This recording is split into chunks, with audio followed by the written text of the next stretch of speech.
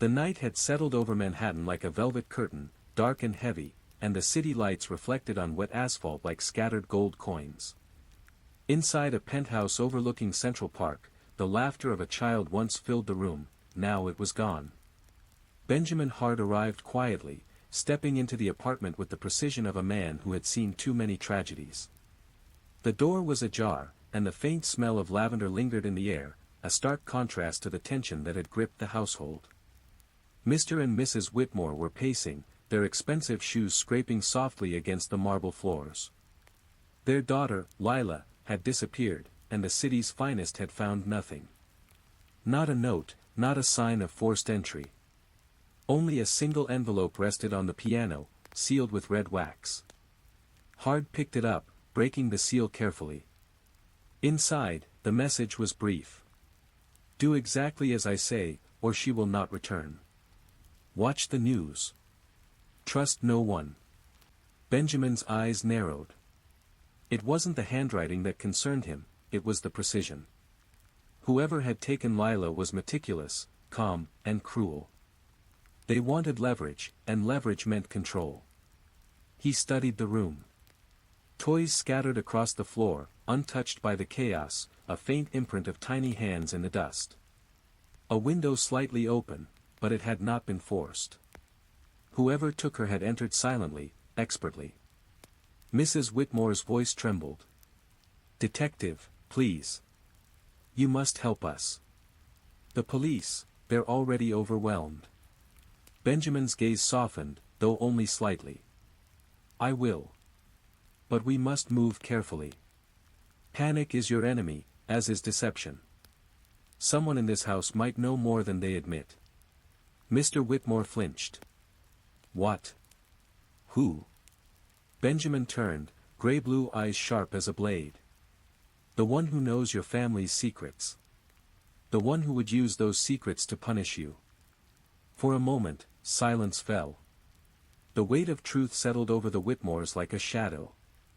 Benjamin Hart, always calm, always observing, understood the stakes. This wasn't just a kidnapping. It was a calculated psychological game, and somewhere out there, a person who had been wronged long ago was seeking justice, in the cruelest possible way. He pulled a notebook from his coat, flipping it open. "We begin tonight. I need every detail about your routines, who knew Lila's schedule, and any recent disputes or enemies you may have. Every fact matters. Every omission can be fatal." Mrs. Whitmore nodded, tears glistening. "Anything. We'll tell you everything." Benjamin rose, surveying the skyline through the massive windows. Somewhere in the shadows of New York, the person who had taken Lila watched, confident, certain that no one could reach them. Benjamin Hart, however, had never been easily outmatched. And tonight, he promised himself, he would find the heiress, alive. The city never truly slept, and neither did Benjamin Hart. He returned to the Whitmore penthouse before dawn, scanning every corner with meticulous precision. Every object, every mark, every shadow could hold a clue, he knew this better than anyone. The apartment was silent, except for the occasional drip of water from the balcony after last night's rain. Benjamin crouched near the window Lila had disappeared from, examining the latch. There were no signs of forced entry, no scratches, no fingerprints. Whoever had taken the child had been practiced, careful. He moved to the living room. A set of toys lay scattered on the floor, yet one puzzle piece, slightly out of place, caught his eye. Picking it up, he noted a faint smear, not dust, but something sticky, almost invisible unless you looked closely. Hart pulled a swab from his kit and bagged it. "Benjamin, what is it?" Mrs. Whitmore asked, her voice quivering. "Something the kidnapper left behind," he replied. "Or a mistake. Even the most careful make mistakes." His gaze swept the room, landing on a painting above the sofa, an abstract piece, chaotic brushstrokes, but faintly smeared on the frame's corner. A tiny fingerprint. Another clue. Benjamin moved to the study. Computers, financial records, and personal documents lined the desk. He noticed something strange: the desktop screensaver, normally a family photo, had been changed. Now it displayed a blank screen. He tapped the keyboard lightly. A single document remained open, titled, Lila Whitmore, Schedule. His eyes narrowed. The kidnapper didn't just want money. They knew Lila's routines. They had studied the family. This was precise, targeted, and terrifying. Then Benjamin found the first message, an anonymous email on the computer. Do not involve the authorities. Any attempt to trace me will harm her. Wait for further instructions. His mind raced. The person was smart, calculating, and patient. And they had something personal against the family. Hard stood, walking to the window once more. The skyline gleamed under the rising sun, oblivious to the danger lurking within its streets. Somewhere, Lila was waiting. And somewhere, the kidnapper was watching. Benjamin Hard clenched his fists lightly. This was no ordinary case. It was a battle of minds, a chess game where the stakes were life and death. And he had just made the first move. Benjamin Hard returned to the Whitmore penthouse late in the evening, the city lights reflecting in his gray-blue eyes as he examined the apartment from every angle. The first clues had been found, but Hard knew that the most dangerous secrets were often hidden behind walls of trust and wealth, in plain sight yet invisible to those who didn't look closely enough. He began with the family. Mr. and Mrs. Whitmore were influential in Manhattan's business circles, known for philanthropy, high-profile connections, and a handful of enemies. Benjamin had compiled a mental map of their world, noting rival executives, disgruntled former employees, and anyone with motive for revenge. One detail kept returning to him: the meticulous nature of the kidnapping. Whoever had taken Lila had intimate knowledge of the family's schedules, habits, and private routines. This wasn't a crime of opportunity, it was a crime of precision. In the study, Benjamin examined documents on the desk. Among corporate files, he found hidden correspondences, emails and letters that suggested a bitter feud with a former business partner, someone who had lost everything due to a risky decision orchestrated by Mr. Whitmore. Hard made a note. The list of suspects was narrowing, but the puzzle wasn't complete. He had to understand the emotional stakes. He moved to Lila's room. The child's toys, books, and drawings painted a picture of innocence, yet Benjamin's trained eyes caught subtle anomalies. A doll with a missing button, a crayon mark on the wall that didn't match her usual style. Could it have been placed to signal something? Or a message from the kidnapper left intentionally? He photographed the room, cataloging every detail for later analysis. As night deepened, Benjamin received a message on his secure phone, an encrypted tip about a man seen near the Whitmore residence days before the kidnapping. No name, only a description: mid-30s, clean-cut, unremarkable, the kind of face you wouldn't remember unless you were watching. Benjamin noted the pattern: the kidnapper moved quietly, blending in perfectly, leaving nothing to trace, except for what they intentionally left behind. He studied the security footage again. Small details leapt out at him: a delivery van parked unusually long near the building, a maintenance worker whose badge was slightly crooked, an unfamiliar concierge lingering too close to Lila's floor. Nothing conclusive, but the threads were there. Benjamin's mind worked tirelessly, connecting the dots, imagining scenarios, predicting the kidnapper's next moves. Late into the night, he sat alone, sipping green tea, analyzing patterns. He understood one truth clearly: the kidnapping was personal. It wasn't just about money. It was about revenge, about exposing vulnerabilities, about punishing the family in a way that left them helpless. The kidnapper knew the Whitmores intimately and wanted them to feel the panic and fear of powerlessness. Benjamin's phone buzzed again. Another anonymous message, this one more specific. She is scared, but not alone. You're close, detective. Watch your back. Hard frowned. Whoever was watching them was confident, precise, and patient. They had already anticipated moves, manipulations, and even his thoughts. This was a battle of minds, a chess game where every piece mattered. He looked at Lila's room one last time before leaving. The drawings, the books, the tiny traces of her life, all reminders of the stakes. She was more than a missing child, she was a symbol of innocence caught in a web of vengeance. Benjamin Hart understood the gravity of the task. Saving her would require intelligence, patience, and courage unlike anything he had faced before. Outside, Manhattan glimmered under the moonlight. Somewhere in its streets, a person watched the Whitmore apartment, confident that they were untouchable. But Benjamin Hart had never been easily outmatched. And tonight, he began to weave the web that would lead him to the truth, no matter the cost. The morning sun glinted off the glass towers of Manhattan as Benjamin Hart arrived at the Whitmore family office. The building hummed with activity, a world of suits, high-stakes deals, and whispered secrets. Benjamin knew that somewhere among these polished facades, the threads of the kidnapping were tangled in a web of motives and resentment, and it was his job to untangle them. He began by examining the staff. Secretaries, assistants, security personnel, all had access to schedules, routines, and family habits. He observed them subtly, noting reactions, inconsistencies, and nervous gestures. A young assistant named Clara seemed unusually tense, her eyes darting whenever Benjamin asked a question about security protocols or daily routines. He filed this observation quietly. Subtlety was essential. Next, he interviewed board members and business associates. Each person he spoke to offered smiles and polite denials, but Benjamin could see cracks in the veneer. Small phrases, offhand comments, or a slight hesitation, all clues.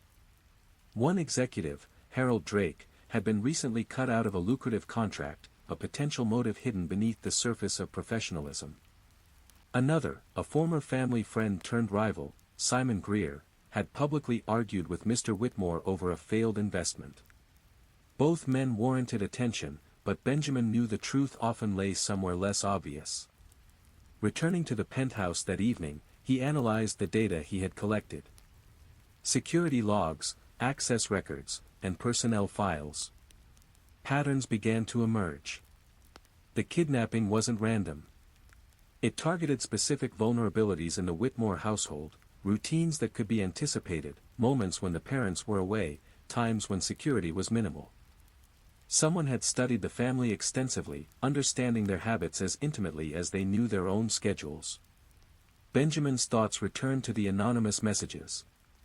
They were not merely warnings, they were psychological maneuvers, designed to unsettle, to make the family doubt themselves. The kidnapper's knowledge of the Whitmore's private dispute suggested a personal vendetta, a calculated effort to punish, humiliate, or seek revenge. He paused in Lila's room, examining her drawings again. One sketch stood out, a small figure in the corner, holding what appeared to be a briefcase. Innocent or intentional? Hart photographed it for analysis. Every detail, no matter how trivial, could be a clue. Later, Benjamin returned to the security footage, now scrutinizing every passerby, delivery, and contractor over the last 2 weeks. A delivery van parked near the building had left without being recorded properly. A maintenance worker, previously unnoticed, had entered Lila's floor twice on separate occasions. And Clara, the assistant, had inexplicably logged into security systems during unusual hours. Benjamin knew he was closing in. The web of motives was complicated, layered, and intentionally misleading. But his analytical mind began to separate the noise from the signal. He created a map of suspects, marking connections, grievances, and potential opportunities for the crime. Each line, each note, brought him closer to the truth. As night fell, he stood by the window, observing the city. Manhattan's glow was beautiful, but beneath its elegance lay shadows, secrets, and danger. Someone had taken Lila, someone who understood fear, patience, and strategy. And Benjamin Hart, with his unmatched skill for reading people and analyzing events, was ready to face them. He sipped his tea, the steam curling in the air, and allowed himself a small, confident smile. Every suspect, every clue, every subtle behavioral cue, it all led somewhere. And when the pieces came together, he would find Lila alive. The night had thickened into a heavy, oppressive presence as Benjamin Hard returned to his loft, the city outside glittering deceptively, hiding threats beneath its brilliance. The Whitmore case had become more intricate with every passing hour, every clue weaving a tapestry of danger, deception, and personal vendetta. Hard knew the next step would be critical. As he entered his loft, a sealed envelope sat on the table, its edges sharp and deliberate. He did not touch it immediately, observing the placement, the shadows in the room. Whoever had sent it had an understanding of his methods, the timing, the anticipation, the ritual of inspection. Finally, he broke the seal. Inside was a single note, typed, precise, and chilling in its brevity. You are close. Too close. Keep your family in check. Every mistake costs her life. Benjamin's eyes narrowed. The voice behind the kidnapping was intelligent, meticulous, and unafraid. It was not a random criminal, it was someone with a plan, someone who had thought several moves ahead. And the audacity of sending a direct message meant confidence, almost arrogance. He examined the envelope and the note with his usual care. Traces of fingerprint residue were negligible, but the typeface suggested a high-end printer, likely used in a professional setting. Someone with resources, access, and patience. Hard made a mental note: the kidnapper was likely connected to the Whitmore inner circle, or at least had spent significant time studying them. Benjamin's thoughts returned to Clara, the assistant. Her nervousness, her unusual access to security logs, and the odd hours she had worked in the building, a pattern began forming. He cross-referenced her movements with the city surveillance footage and discovered she had been near the penthouse several times in the days before the kidnapping. Hard's mind raced, weighing possibilities. Was she the kidnapper? An unwitting accomplice? Or simply a tool in someone else's scheme? He knew that analyzing the message itself could reveal subtle cues. The phrasing, the punctuation, the carefully chosen words, all psychological fingerprints. Every mistake costs her life. A threat, yes, but also a challenge, a game meant to provoke fear, hesitation, and reaction. Whoever wrote it understood the human mind intimately. Hard spent the night reconstructing the Whitmore routines once more. Dinner times, commuting patterns, social obligations, even the small details of playtime with Lila. Whoever orchestrated this had anticipated all of it. The envelope wasn't just a threat, it was a taunt, testing Benjamin, measuring him, seeing how close he could get before making the next move. By early morning, he compiled a list of possible suspects, each with access, motive, and opportunity. Clara remained high on the list, alongside two former business rivals of Mr. Whitmore, both with grudges that ran deeper than public knowledge.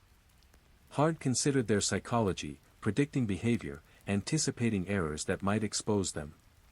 Then came another message, this one subtler, a small, unmarked package left at his doorstep. Inside, a child's toy, a miniature horse with a broken wheel. Nothing else. The symbolism was clear: the kidnapper was watching, controlling, and cruelly precise. They were always one step ahead. Benjamin Hard knew he had entered a dangerous psychological battlefield. The game was no longer just about finding Lila, it was about outthinking someone who thrived on fear and manipulation. He stood by the loft window, the city lights reflecting in his eyes, and took a slow sip of green tea. Patience, observation, and intellect would be his weapons. The kidnapper believed themselves untouchable, but Benjamin Hard had faced the calculated, the meticulous, and the cruel before. And he had never lost. Tonight, the first true battle had begun.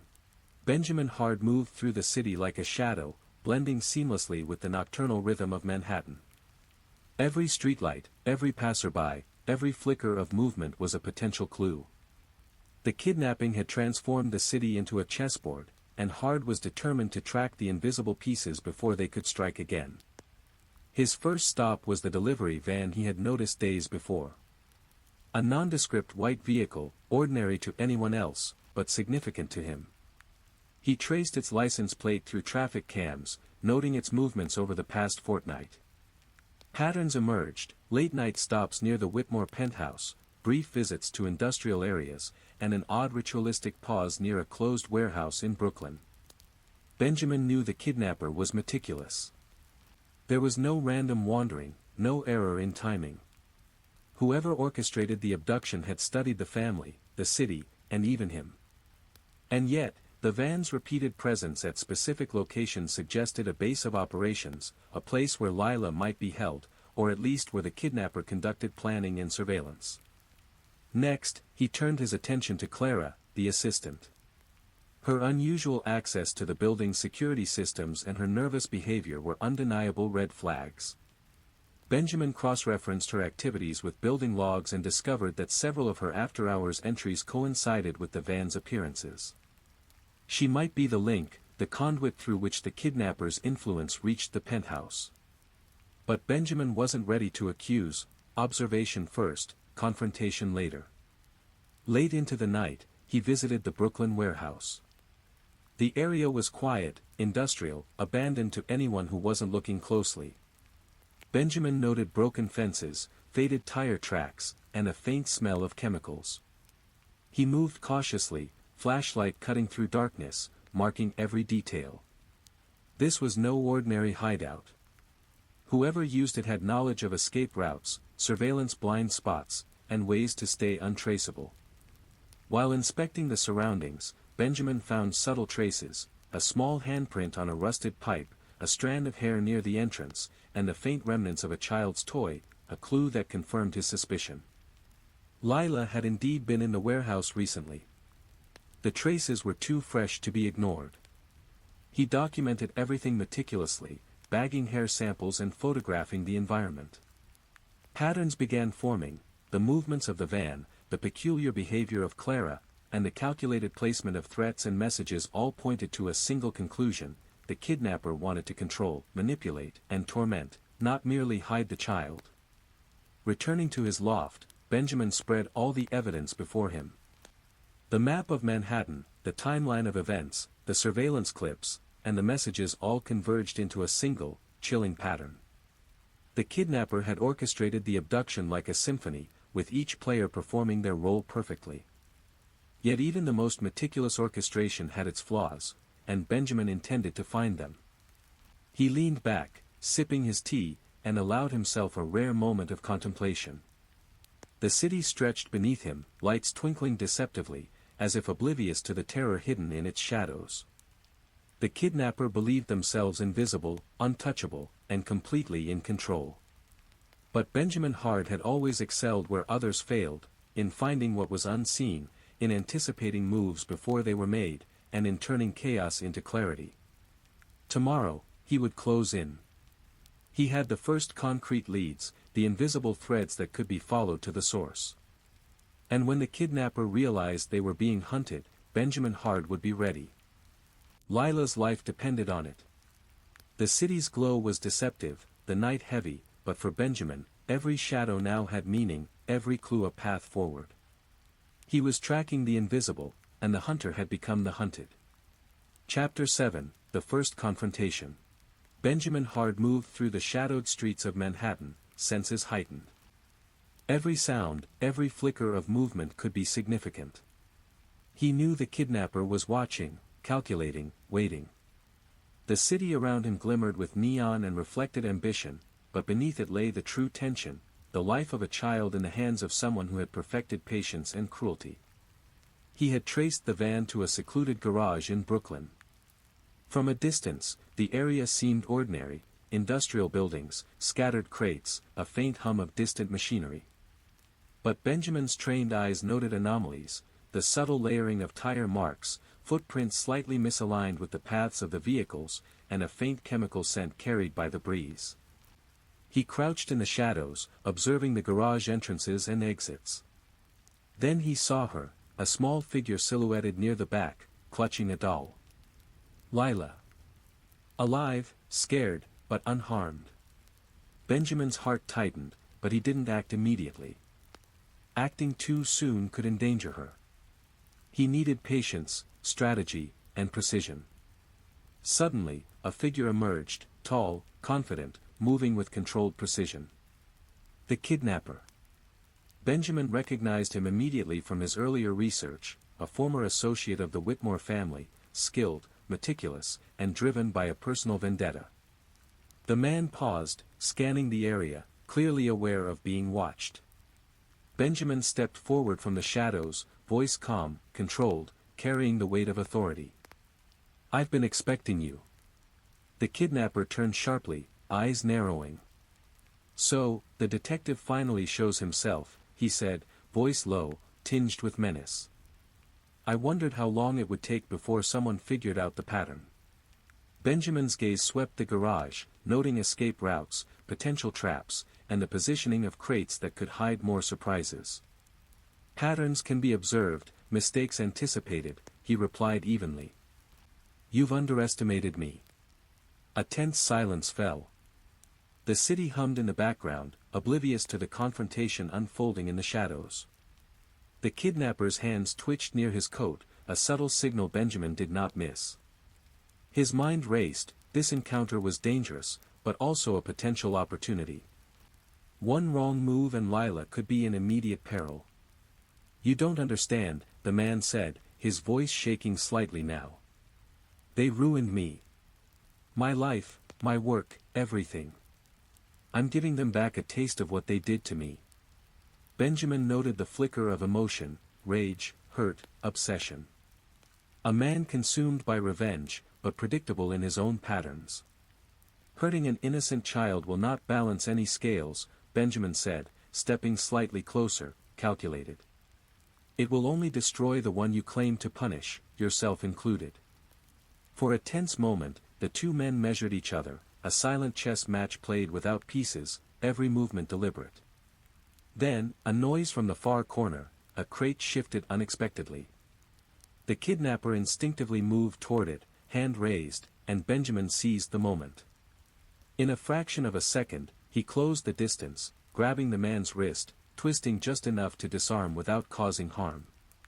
The kidnapper stumbled back, eyes wide, realizing his control had faltered. Benjamin's grip was iron, his voice steady. "Release the child. Now." Lila's small voice trembled as she called out, "Detective." Benjamin pivoted, ensuring she was out of reach from the man's grasp. The kidnapper froze, calculating, cornered but not yet defeated.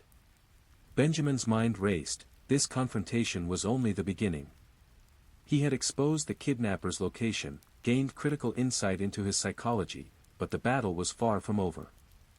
The man was clever, dangerous, and had nothing left to lose.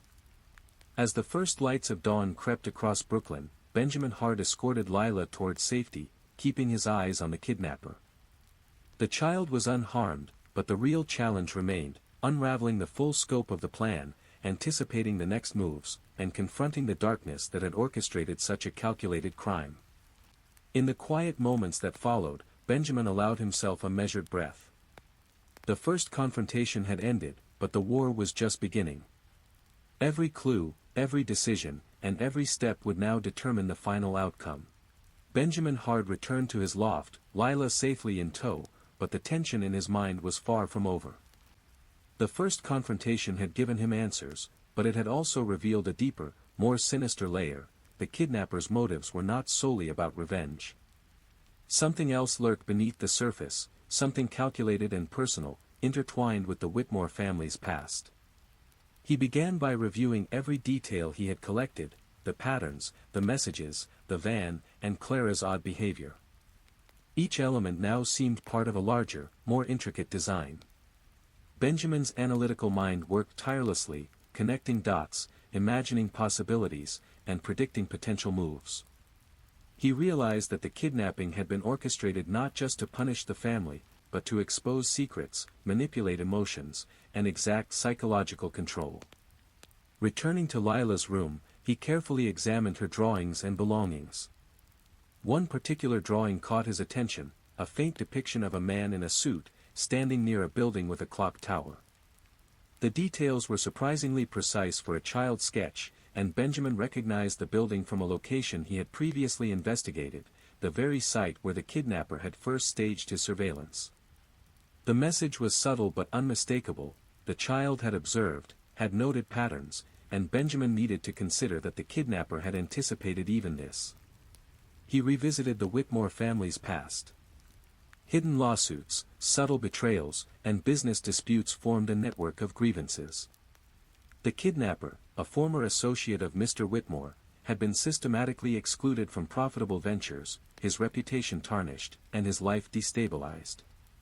Benjamin noted the meticulous timing of the kidnapping, coinciding with specific anniversaries of past humiliations. The operation had been a demonstration of calculated power, revenge framed as a lesson in fear. Benjamin also considered Clara's role. Her nervousness, her access to schedules and security systems, and her presence near key locations suggested complicity or coercion. Perhaps she had been manipulated, threatened, or bribed. Hard knew that in high-stakes situations, even peripheral players could become pivotal. He made a mental note to confront her delicately, understanding human psychology often revealed more than interrogation ever could. The encrypted messages, previously perceived as simple threats, now took on a new meaning. The kidnapper had been attempting to control not just the Whitmores, but Benjamin himself. Each note, each subtle clue, had been placed to provoke specific reactions, test boundaries, and manipulate the investigation.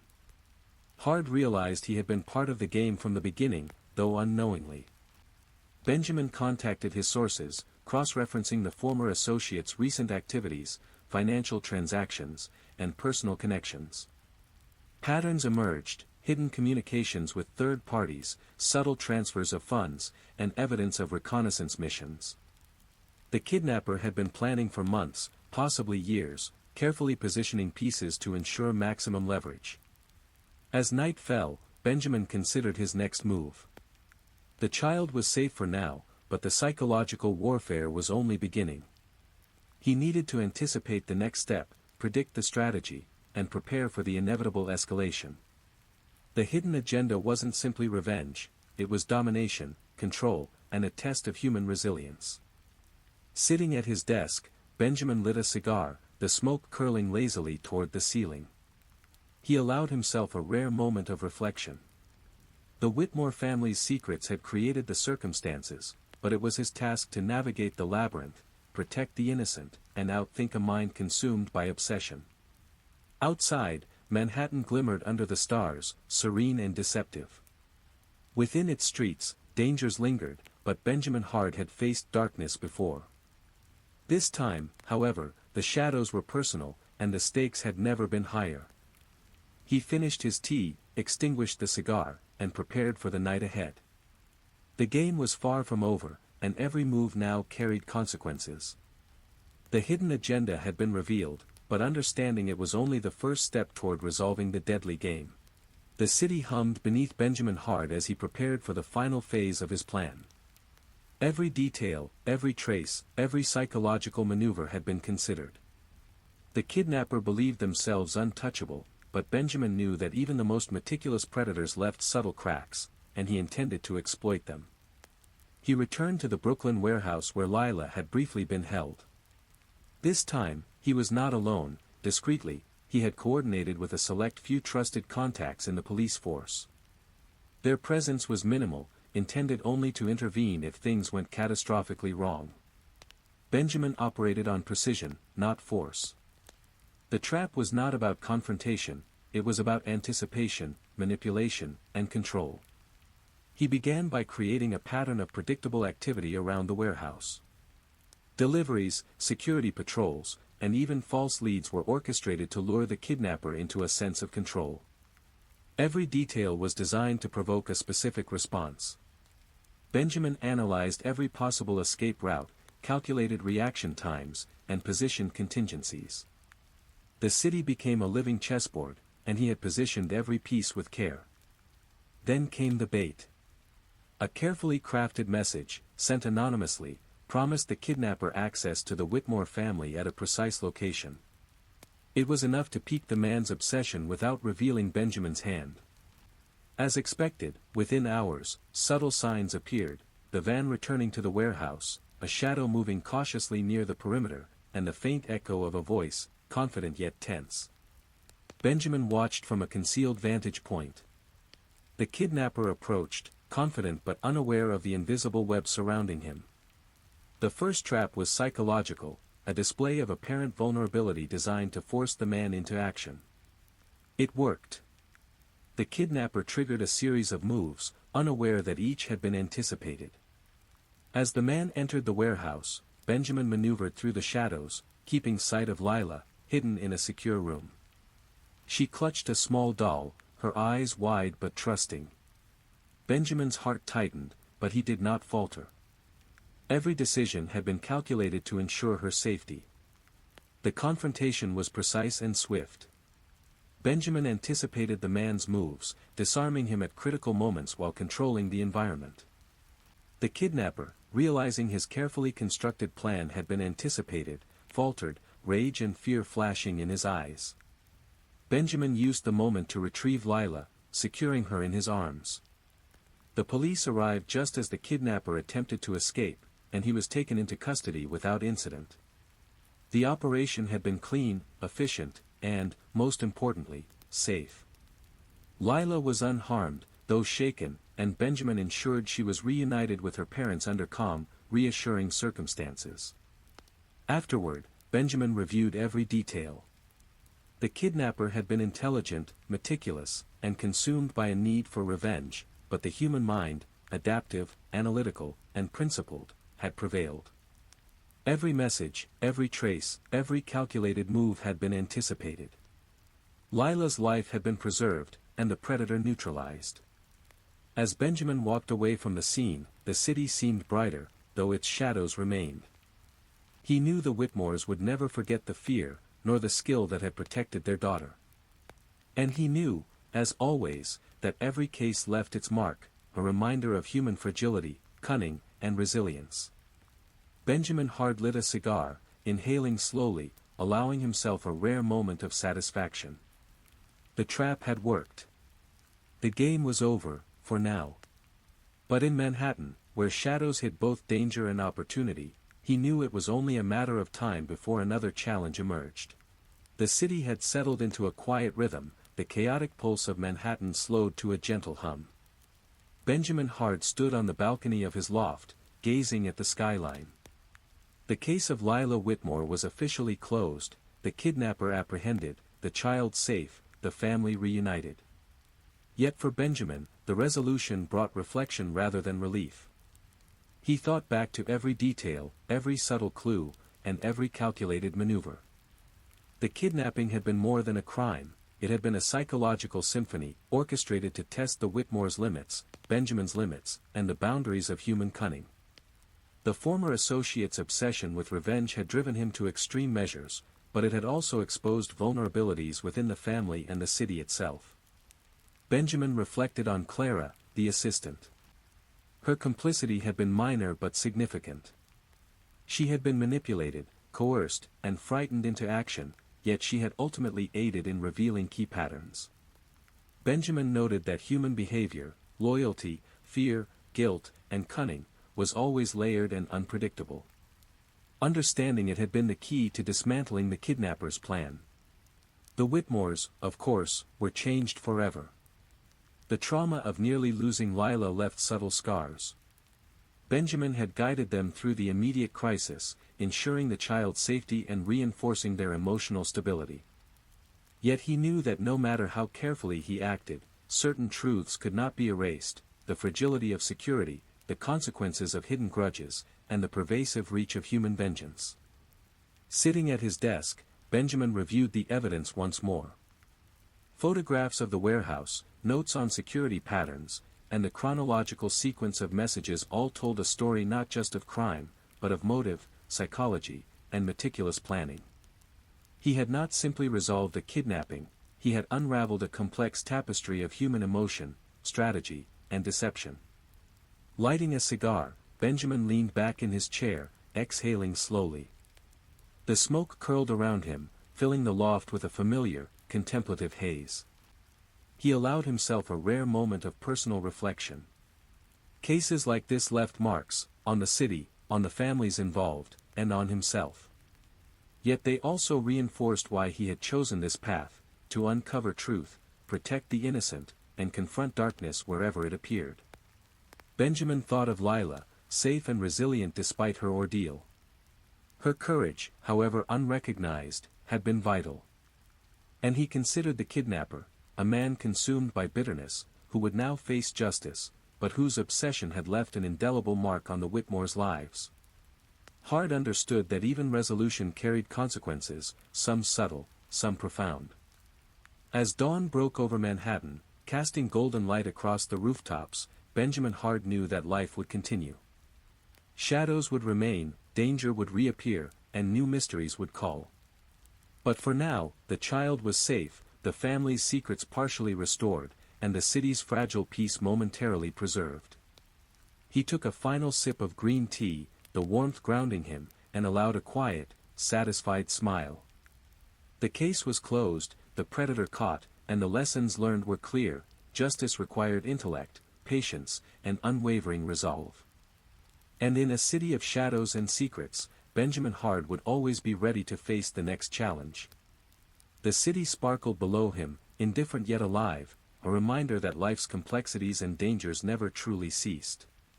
But for one night, at least, justice had prevailed.